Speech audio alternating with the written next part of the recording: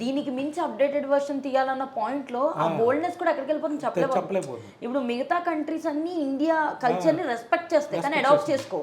కానీ మన ఇండియా ఏం చేస్తుందంటే మిగతా అన్నిటిని అడాప్ట్ చేసుకుంటుంది, రెస్పెక్ట్ చేయదు. సో ఇప్పుడు అదే ప్రాబ్లం వస్తుంది. ఏంటంటే ఒక పర్సన్ అవుట్ సైడ్ నుంచి ఇండియాకి వచ్చాడు అంటే they are having so much respect on India.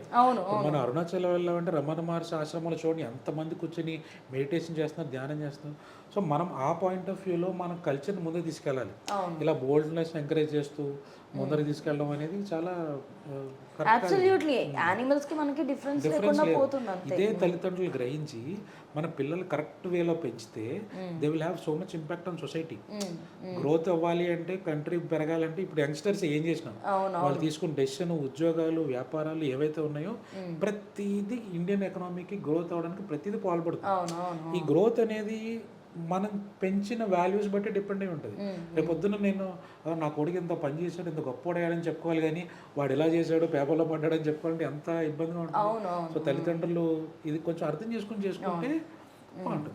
ఇప్పుడు తల్లిదండ్రులు పెంచే విధానం ఒకవేళ మంచిగా ఉన్నా కూడా అదర్ సరౌండింగ్స్ ఇక్కడ ఏమవుతుందంటే సరౌండింగ్ మంచిగా ఉంటే తల్లిదండ్రులు వాళ్ళని నాశనం చేస్తున్నారు. వాళ్ళ ముందే గొడవలు పడడం, వాళ్ళ ముందే ఒక అన్పార్లమెంటరీ వర్డ్స్ యూజ్ చేయడం, లేదు ఇక్కడ నీట్గా ఉంటే బయటికి వెళ్ళిన సొసైటీ నువ్వు ఇది చేయలేవరా, లేదా నేను ఎంజాయ్ చేస్తున్నాను లైఫ్, నువ్వు ఎంజాయ్ చేయలేదు. అది సర్టన్ ఏజ్కి ఏమవుతుందంటే కొంతకాలం వరకు పిల్లలు వెళ్ళి ఎక్స్ప్లెయిన్ చేసుకుంటారు పేరెంట్స్కి, వాడు ఇలా అన్నాడు నాకు అది నచ్చలేదు మమ్మీ అని.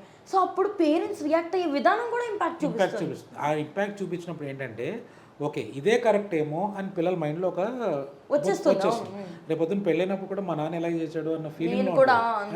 నెక్స్ట్ థింగ్ ఏంటంటే రొమాన్స్ విల్ బి పబ్లిక్, ఏం చేసినా కరెక్టే అన్న ఫీలింగ్లో ఉంటారు. ఈవెన్ ఇప్పుడు పేరెంట్స్ కూడా ఆడపిల్లలు పెంచేటప్పుడు కల్చర్ ఎలా చూస్తున్నారంటే నువ్వు ఇలా ఉన్న హస్బెండ్నే చేసుకో అని వాళ్ళు క్లియర్గా చెప్పేస్తున్నారు. అబ్బాయిలు కూడా అంతే. అట్ ది సేమ్ టైం మొనోటనీ, నాకు వచ్చే అమ్మాయి ఇలాగే ఉండాలి, నా మాట వినాలి, ఇండివిజువాలిటీ ఉండకూడదు, నేను చెప్పేది వినాలి. సో ఏంటంటే meeting of minds is marriage.